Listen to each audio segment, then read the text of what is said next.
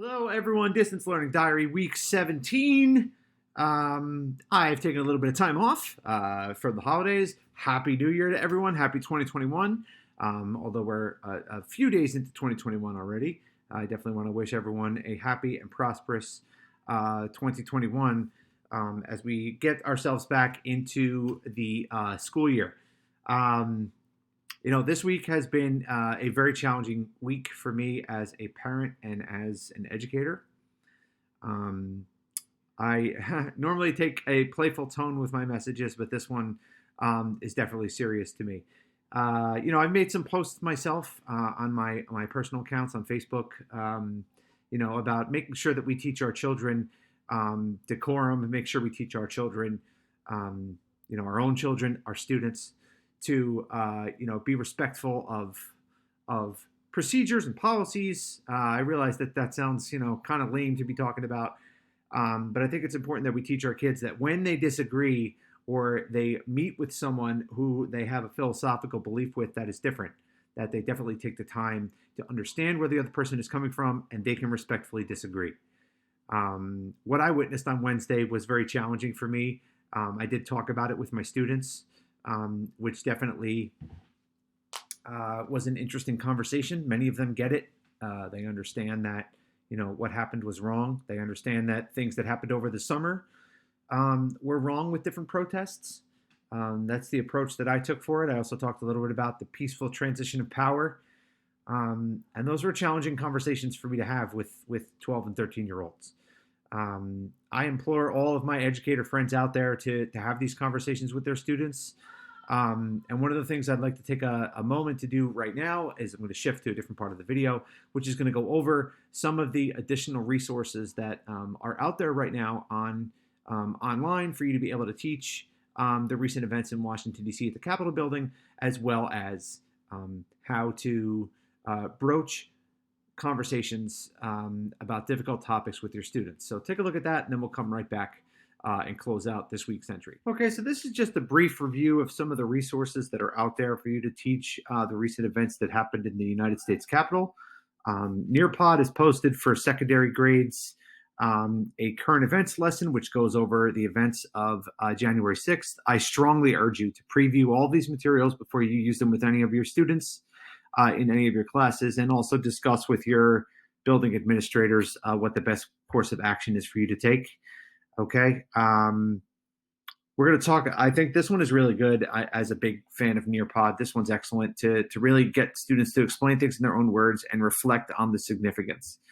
Newsella also has a text set. They're talking about there's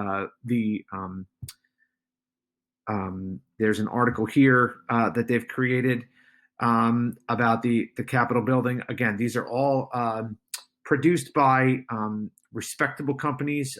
You'll have to basically do your own searching as to whether or not you want to use these in your classes, but Newsella definitely has some issues, or excuse me, not some issues. Newsella has some articles about the issues at hand, including, whether or not the Senate is going to move towards articles of impeachment for what took place.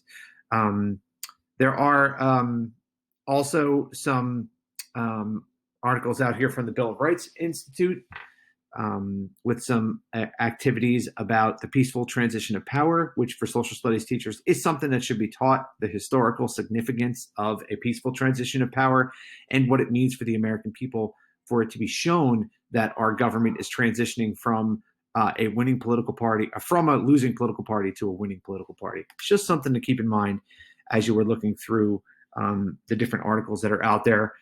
This from the National Constitution Center, which goes over the historical significance of the peaceful transition of power and the constitutional basis behind it. So these are things that you can definitely use in a social studies class. You might even want to use them in a language arts class. There are strategies that are out there with discussing difficult issues. I implore you to have conversations with your colleagues, with your principals, about what is the best course of action to take in discussing this very hotly debated topic. So I just wanted to give you some resources to take a look at. You'll find links to these websites and to these articles in the comments of the video for you to take a look at your leisure. So, again, those are just a few resources that you might want to use in your own classes. Definitely discussing things with your principals, vice principals, supervisors, and anyone else that might be able to shed some light on how to discuss difficult topics would definitely be a good idea. Um, with the subject that's so sensitive. Okay. Um, this has been a challenge for me to discuss with my students. It's been something that has been enlightening and eye-opening to me about how young people look at these particular issues and how they are dealt with by adults.